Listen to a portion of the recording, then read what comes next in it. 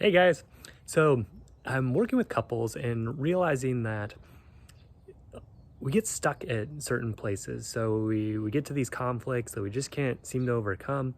I've been encouraging the couples to really focus on trying to understand each other. And when we can get there, we definitely are making some good progress. But as I've been reading and thinking and considering this, I'm realizing that there's sort of a foundation that needs to be there first before we start going into trying to talk through problems and conflicts and solve those. Um, Reminded me of a book called The Anatomy of Peace by the Arbinger Institute, where they talk about building relationships as a sort of pyramid. So the base of the pyramid is what they call helping things go right. So for a marriage, that would be things like really trying to see your spouse as God sees them, if you believe in God, or just seeing them as a person with great worth. Um, Seeing them as a person with their own values and beliefs and life outside of you, versus seeing them as an object that's just there to kind of meet your needs or do what you want them to do. So that's kind of the base of it. And that helps things go right because now you're starting to see your spouse in the right way. After that, you want to start really building a good friendship and relationship. When you're dating, you're not spending tons of time talking about problems or trying to hash things out. In fact, you spend very little time doing that. And the other thing I started realizing was, like, my marriage is very good right now. It wasn't always, but right now it is very good. And the amount of time that we spend talking about problems is actually really small.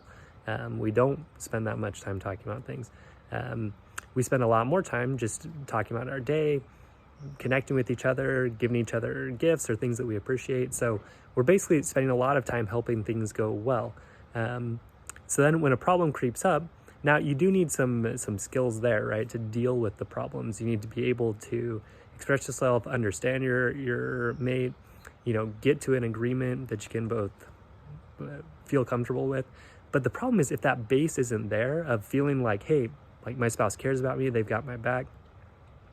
The other part of that pyramid I forgot to mention is really building up that sense of self, being able to manage your own emotions, being able to manage your own anxiety, not depending on your spouse to give you your sense of worth or manage your emotions for you.